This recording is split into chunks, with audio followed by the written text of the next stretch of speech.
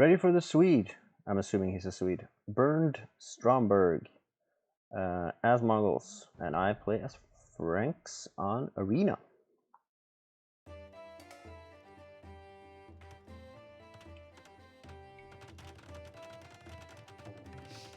So here, my initial thought is I do not want this game to go super late.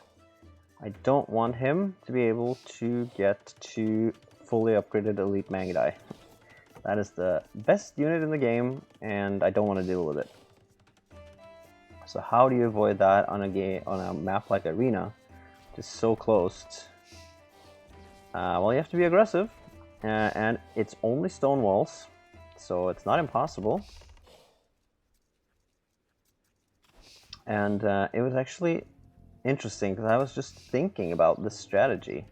I tried something similar on an unranked game before I played this, like maybe a day before or something like that, and things didn't really work out. But I was thinking, what if I had Franks?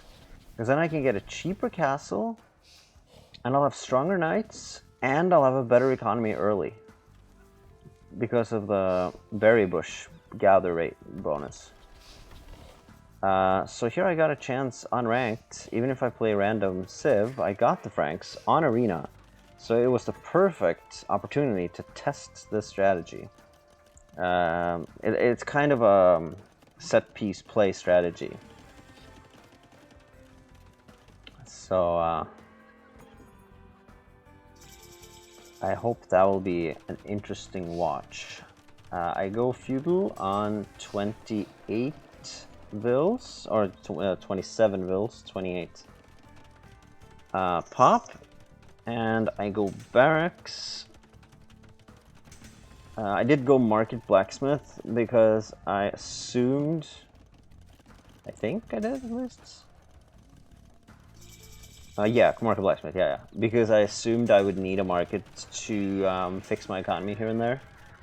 I don't have the build perfectly aligned. The first thing I do when I get to Castle Age is build a castle. And 2 stables. My eco is pretty tight. I don't even have the food to make villagers all the time, because I'm spamming knights.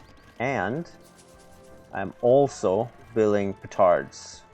Or petard, or however you're supposed to say it. I actually don't think petard is the right way to say it. But because I heard someone use the expression to get hoisted by your own petard, but they said it differently. But anyway, it doesn't really matter. The Kaboom Boys. And this is the way to make sure you don't have to deal with Elite Mangudai. Kaboom! Cheap Frank Castle. Slaughter the Mangudai, and these Mangudai are just normal, non-upgraded Castle Age Mangudai, and they're not that good. Well played, I get. Because yes, this is going to be tough for him. He does have some eco and castle outside, so maybe he could have continued the fight from outside his own walls. But he has spent all his time collecting relics, poor dude, and then I come and just wreck his monastery, and if I want to, I can build my own monastery here, steal all the relics, and then he doesn't have any relic gold, and I will shoot down one town center with this castle. I already have the stone to build another castle, because Franks only pay 488, which, if I scout his base a little bit, I would have figured out that he has 2 golds right next to each other, so I could just plop down a castle. Best would probably be here to deny all this wood and the 2 golds and these 2 town centers, and it would have been, oh, and that stone actually too, if I get the town watch and Bodkin. It would have been unmitigated disaster. So he's probably seeing that happening, and he doesn't have an army, right? So he can't really stop 8 knights, and presumably I'm building more. So knockout there, first round. And he said, well played, and yeah, I would agree. It was quite well played. It wasn't perfect. I didn't have quite enough food. I should have had more on food, less on wood. Stuck with too much wood, but apart from that, I'm quite happy with it. And no elite Mangudai saw the light of day in this game. I guess the stats not necessarily that interesting in this game. Maybe Eco, and that he actually had more gold, but he also had a lot of relic gold. Probably, yeah, he had 500 relic gold. So that pretty much makes up for the difference. Actually, if it wasn't for that, I would have had more gold. Now, I had a lot more stone, of course. I was mining a lot of stone to just fill his base with castles. That was part of the strategy. He had a lot more wood, which is good because I didn't want wood.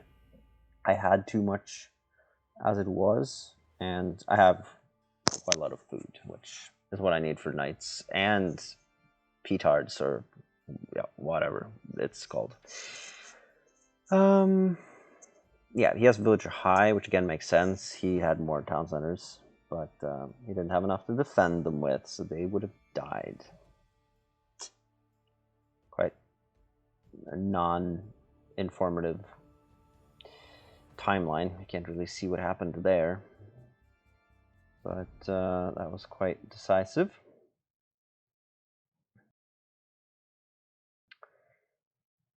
Then we're looking at Celts versus Mayans.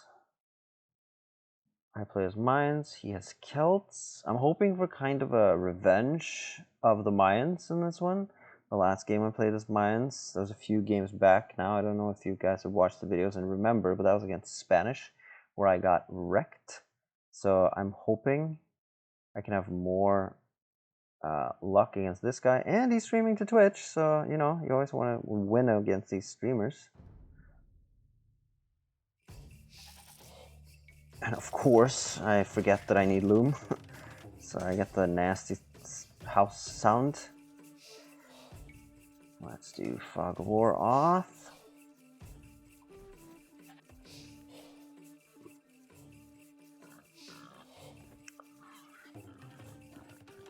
I should have score lead here, because I'm scouting with an eagle.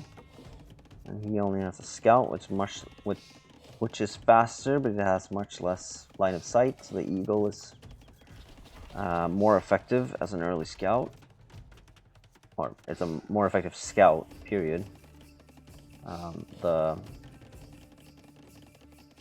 The eagle even takes it in a straight up fight as well, I think.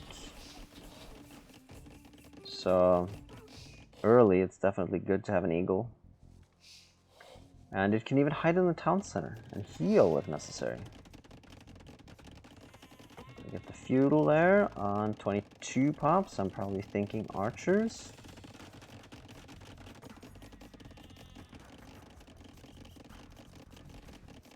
He will reach feudal a bit later than me. He has 24 villagers though, so he has a little more resources to play with probably. Some interesting wall building here. What is going on? Alright, I'm getting in with some early damage on his wood. No, sorry, his berries. I'm just trying to be annoying. Forcing him to build houses and palisades, and he has already built himself an interesting little enclave around his gold there. I deny some wood here. This is just as annoying as possible. Try to keep this guy from getting to castle, essentially, and establishing any sort of working economy. I'm a bit annoyed, or not annoyed, I'm afraid of siege here. The Celt siege is scary to a civ that can't get cavalry. I can get eagles, which kind of play the same role, but even eagles take serious damage from a well-positioned group of scorps or something like that. So I really want to try to keep him from getting to his strong options, but he gets it anyway. He has a lot of gold. And he has his woodcutters over here, and they're Celt woodcutters, so they cut faster. So he's already gotten out quite a lot of scorpions. I I think I said that that he would get to Castle Age later, but that was clearly not the case. I was the one who hung around in Feudal Age for quite a while. So I'm quite desperately trying to get out the Eagles here now. And I get a few, but you see they die quite fast to these Scorpions.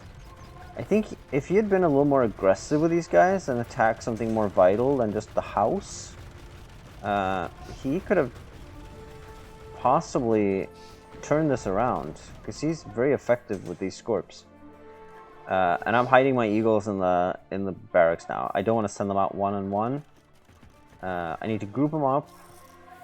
Yeah, hiding them inside my base, and I need to get to the critical mass. Yeah, I was also raiding him again with this group, so I forced the Scorps to come home. Or not really forced, he chose to do it. I think it would have been smarter to keep the presence on the front, because now my group of Eagles can overwhelm the few siege engines that he has on the front, while the bulk of his army is just hanging out. Where exactly? Are they on the way back? No. Where are they? Are they gone? No, there's still a few up there. And I get another siege, or not another, but I get a siege workshop up there. I get crossbow, and a castle over here. He gets the imp, which is interesting. I'm nowhere near imp, but I know that my position must be pretty good. And yeah, I find his forward Vils here. He's trying to capture this hill for more gold maybe, or just a position from where to trap my base. But I find the Vils, all of these will go down, and I guess, yeah, and I've also been on his farms here. So he realizes that this is just too much damage that he has taken. Score is also not looking very nice for him, even though he's an imp.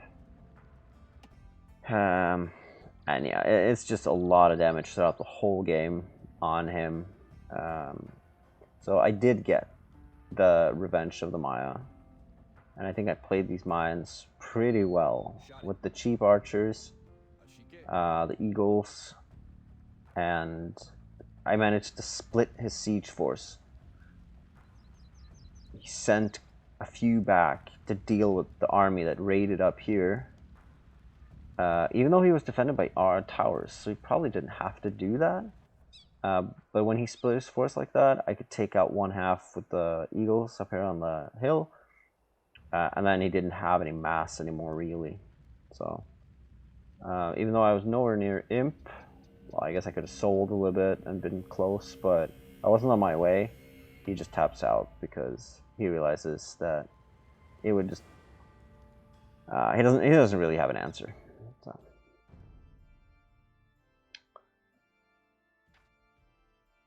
Military is not very impressive, really, because he got quite a few kills with those Scorps on my infantry. You know, it doesn't take much to get a Scorp kill, but the eco pretty much tells everything anyone would need to know. A lot more food, a lot more wood, gold, not a lot more, but there's still more. 500 gold makes a difference, and a lot more villagers. Alright, so that was the mines, having some success with them, finally. And then it's Vikings against Huns. Now, I remember this game vividly. See, we're getting closer to today's date now. Gotten into December with these few last games. Devalio and Nico, I have to give it to him. This was some... this was a decent game, is what I want to say. We'll see how it all unfolds. So it's Vikings again, strong civ, that eco bonus with the free wheelbarrow and handcart. Sorry, no joke. Huns though are also strong. You know, never get housed. It's just a great bonus in itself. Not have to deal with that, the ease of mind, and also the wood you save.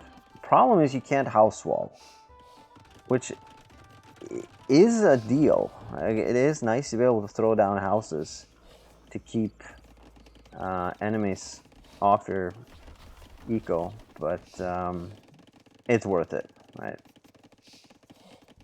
not having to deal with houses. You can always use palisades.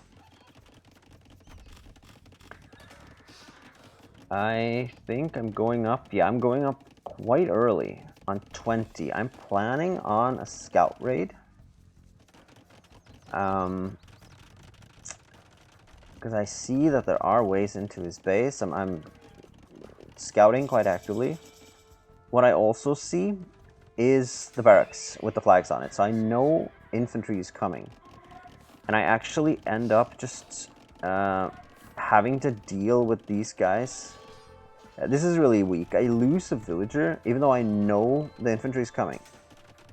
I held my cavalry back just to be able to keep track of these guys and make sure they can't just do whatever they want in my base. He's putting pressure on my mill, and I'm trying to like hit him and then run back, but that is hard when he pays attention. So I need to get a range up to deal with these.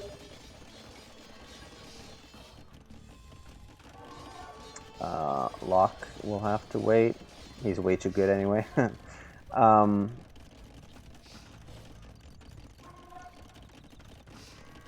And yeah, I realize the archers are on their way as well. I think I get some skirms out. Yep. So that's also a reason to build the range, right? To be able to make skirms. The follow-up to men-at-arms is usually archers. So I assumed there would be archers and that I would need skirms. Also get the blacksmith up for upgrades. I should get the armor. Not that armor, I need skirmisher armor. And he's in Castle Age, I'm also in Castle Age. There's crossbow. This is actually looking quite dicey. I have to run away from this town center. However,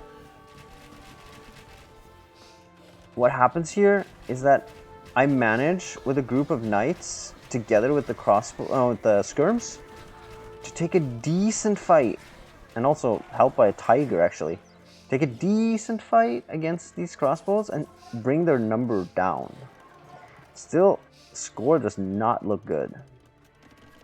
But I still have faith because the knights are so good and the stables work so fast for the Huns that I feel like there's still hope. If I can catch his crossbows, like here, kind of. I wish I got a few more kills there, but I think I can take favorable fights with the knights. And that's what makes me think I can actually still win this game. I get a few hunters out here, so that's good. Take a little bit of revenge against all the raids that he has brought to my base. And all the villagers he has killed. And here, he has filled his town center with villagers, so there's no room for the crossbows to hide. So I get quite a few crossbows here, and then I get in on the other side and get villager kills as well. So the raiding is actually quite successful here. And that's what keeps me in this game. I actually raid him. And now score is relatively even. He got imp. I'm not even close. So if he had gotten Arbalest here, which he does, and then gone aggressively right away, I'm not sure why he doesn't. This is the biggest mistake he makes all game. Now that he has Imperial Age, why doesn't he go aggressive? Well, I kind of know the answer. It's because he goes to stone now, and he wants a castle to be able to send trebs with this force. He tries to go forward, but now it's too late. I have a castle on this hill and a decent force of knight and these cheap Hun horse archers or cavalry archers. And here I get imp. I have a better position for my castle, and I get cavalier. So now I'm starting to catch up on tech, and I also have a decent force, so he can't do whatever he wants anymore. When he got imp so early, I should have taken out that barrack. When he got imp that early, he had a huge potential to do damage with big tech advantage, but he didn't take that. I'm sending this one cav in, and he does a lot of damage. He doesn't see him. But I get one castle up here. It's being trebbed, and it's being trebbed down, I think. Yeah, and I'm sending my treb just to die. That's dumb. But I do have another castle up here, and I get Paladin. And when I get Paladin, I take the fight, and he loses a lot of numbers. And he loses his trebs, and he loses his castle because there's no piece for the villagers to repair, and it's GG. That was, and look how close the score is, even at the point of GG. That was a very interesting, extremely tense game where decision making made all the difference. The fact that he waited for a castle and trebs instead of just going when he got imp saved me and doomed him. I sent villagers out here to look for the extra gold, which I knew was out here, but it was hiding all the way there out by the edge of the map, so I didn't find it. That was annoying. I was pretty strapped for gold in the end, and he found his neutral up here, so that was kind of annoying. But I managed to scrape together what I needed for Paladin, full upgraded, and then I took the fight exactly when I wanted to take the fight. With full upgraded Paladins protected by Cat Watchers. They weren't even heavy, but they did the job. They killed the pikes. And it was crucial that Vikings do not get halberdiers. If he'd had halberdiers, I think this would not have gone my way. But Paladins can kind of deal with pikes. They have so much HP and also a decent amount of melee armor. And they can definitely deal with Arbalests. Arbalests have 10 attack against 7 armor, so it's only 3 damage of 180 HP. It takes a long time to take down a Paladin, even with quite a few Arbalestiers. So I knew I had a good shot at the victory once I got Paladin. So yeah. I obviously spun through this game pretty fast, and the intensity of these moments after he got imp and such might not quite have shown through, but I was so sweaty after this game, I could have made a pool.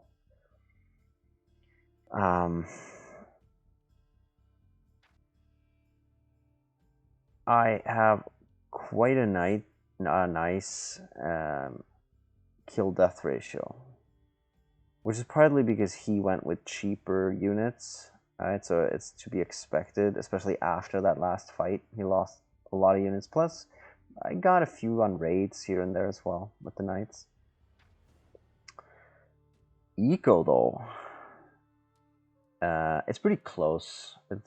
He has a bit more food, a bit more wood, quite a lot more stone, but I have actually more gold, even though he found all his golds, even the neutral ones, so he found more gold.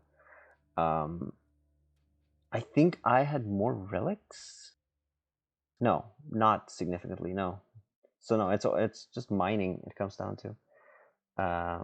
He has villager high for sure, and he also has that strong Viking eco. So that's why I'm saying this is all decision making. He did not have any sort of structural weakness really, except that he was kind of easy to raid.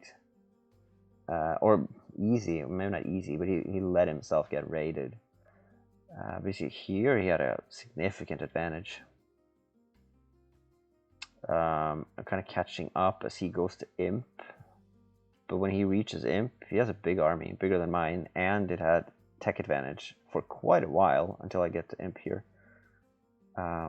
So he definitely blew his shot, the chance he had to secure the game in this period here. So that was that.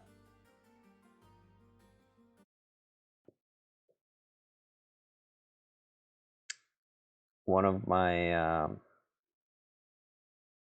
favorite games in this set of post anniversary patch games. So that was that for this episode. Next one will be one that is not mine. This is one I expect. It's a really good game. Maybe I'll cast this at some other time. Or, well, actually, no, it's kind of a dominant performance from the Punisher.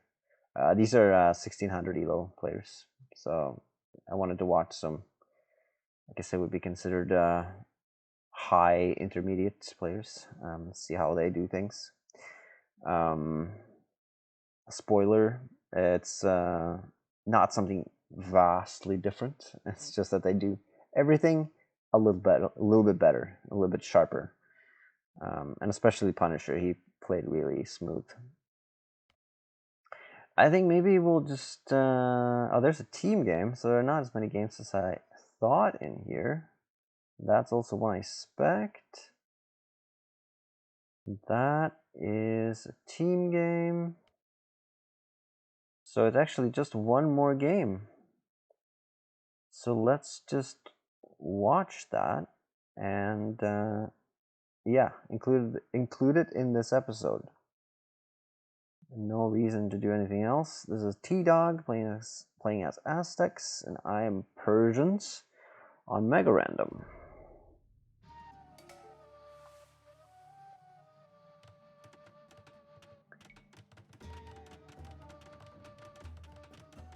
So, Mega Random, we obviously have to talk about the map. It's a lake with shallows, so it's hard to wall the base because you can always walk outside the wall on the shallow. So unless you wall the whole coastline, you're not gonna be able to wall the base. A lot of herdables, pigs in this for this map, and also a lot of goats. No boar. Decent amount of minerals. We have 3 golds close to the base, 2 stones, and wood lines are also decent. There are these outlets here, which obviously can't be built on, but they're shallows, so you can walk on them. And there is a decent amount of fish. Not massive amounts, but so much that it's definitely worth building docks. So we both do that. He has sent a villager out to fish, so I wonder if he's lacking the wood. Yeah, lacking the wood for the dock. So I get the dock up faster than him. I think I also get fishing ships out pretty fast. Yeah, there's my first fishing ship. Trying a wall off here. Not that it really matters, since you can always go here, but it's nice not to get pushed directly on the wood line. People coming in and flank the wood line is always annoying, so to wall off the wood is always nice.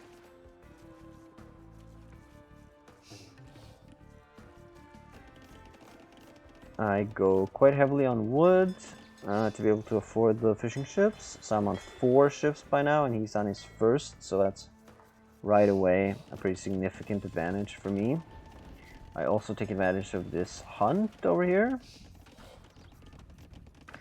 I don't think I ever mill my bushes, actually. I think I just forget. I should, of course, at some point, instead of building farms, but I have a healthy fishing economy, so I guess I wasn't ever really having to do that.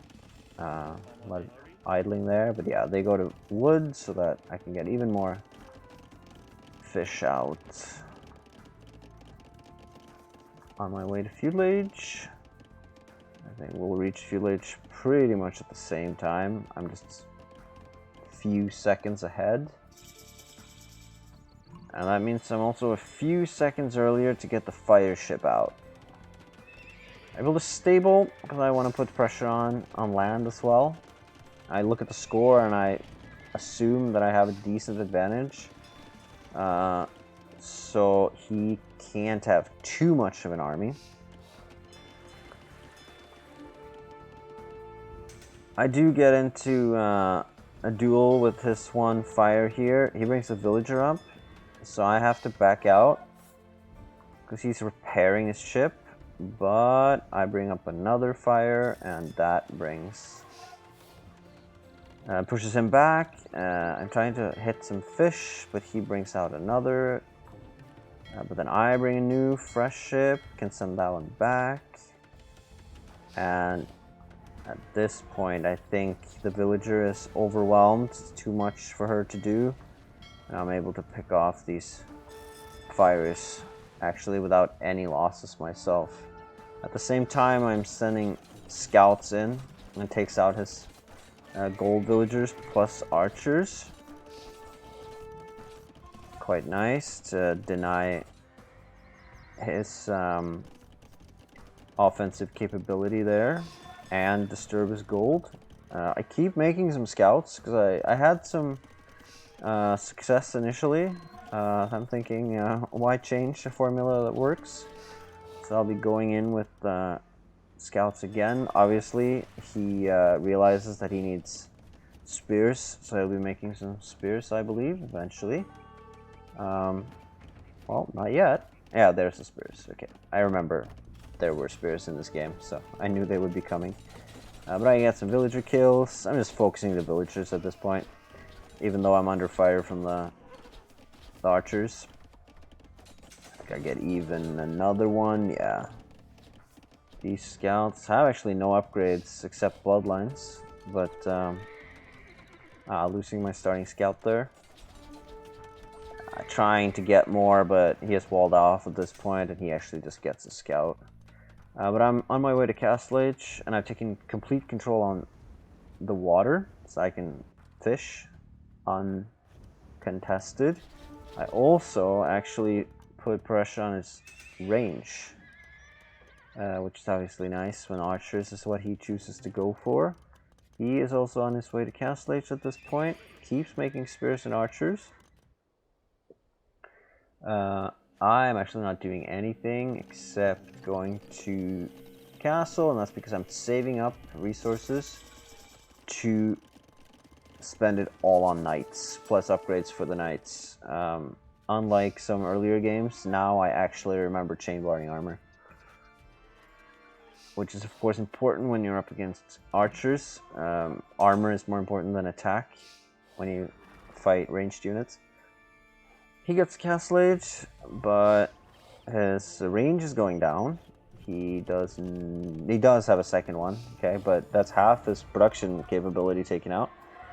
And I am producing knights from 2 stables. I'm also getting husbandry there. It's always nice with some speed.